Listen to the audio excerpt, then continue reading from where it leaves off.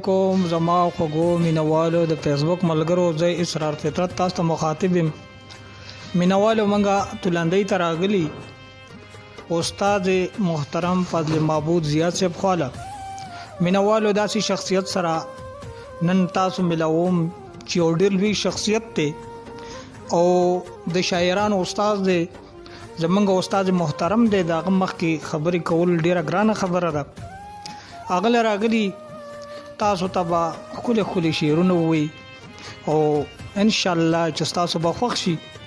نو فضل معبود چې مخاله منګ راغلی په داسې ټیم باندې چې مازیګر ټیم د مینوالو او دا مازیګر خو اسیم ډېر خولي او منظري ډېر خولي وختي خو بهرال موسم هم داسې دی لکه ډېر خراب دی باد باران دی خو زمونږ سره په کمره کې ناس ان شاء الله چې بل پروګرام دا پروګرام به وسوالو بیا به بل خپل پروګرام والو. نو فضل معبود صاحب سره مونږ وسو زیات صاحب ته په دې پروګرام کې هر کله وایو. فضل معبود صاحب السلام علیکم او په خیر را لې زمونږ دې پروګرام ته مینوالو ته به تاسو وایو. بسم الله الرحمن الرحیم. زما ګران رورا اسرار فطرت صاحب ستاسو ډیره مننه چې تاسو سره زموږ ملاقات وشو. دا زه ستاسو یو احسان ګڼم. ډیره مننه.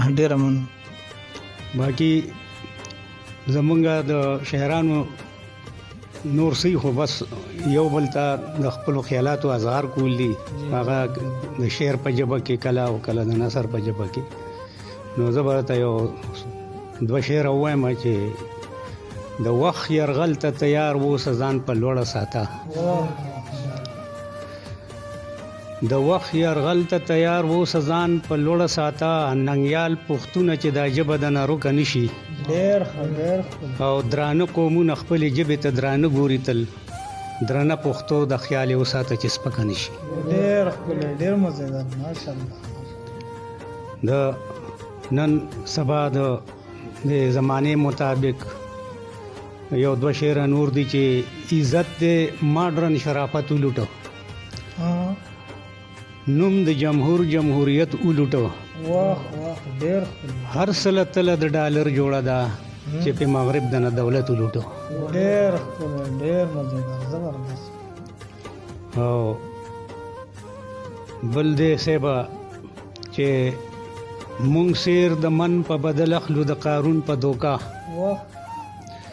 لکه پتنګ په لمبو سوزو د سکون په توکا او یو سادهګان د مرګ په خله کې خپل ژوندون لټو مونږ خپل مرګ په بیا اخلو د ژوندون په دوکا. واه ډېر مزیدار زبردست. د یو نظم مرا درته وایم د خود غزل په شکل خو نظم دی چې دا دومره لوی دشت نن بیا د راه گذر پتما دا دومره لوی دشت نن بیا د راه گذر پتما بیا لارې ساري احساسونه د رهبر پتما او د وخت رنځور ځپلې پروت پکړه غسترګو ګوري د وخت رنځور ځپلې پروت پکړه غسترګو ګوري چرته د داسې مسیحا د یو نظر پتما او د ټول ورځې ستومانی د وجود ټول دردونه ټول شپزان تغاړې باسي د سحر پتما او د ماشوم توب نکله یو در کله بل در تزي تر بوډا توب عمر تیر شي د هنر پتما د بوډا د ماشوم توب نکله یو در کله بل در تزي تر بوډا توب عمر تیر شي د هنر پتما او خاوري ریخ په ځواني کړي تل د بل په خاطر هر یو خاطر تر سره کوي د خپل خاطر پتما او هر درنده سامراج عمل کوي په دې فلسفه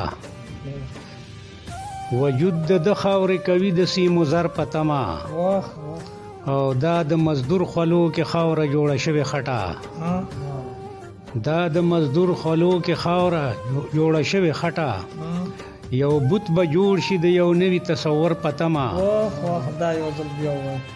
دا د مزدور خلو کې خاوره جوړه شوی خټه یو بت به جوړ شي د یو نوي تصور په تمه او د انقلاب لارې نیولې دي د مرګ دیوانو ضیا تولیږي پسینه زیر سانګر په تمه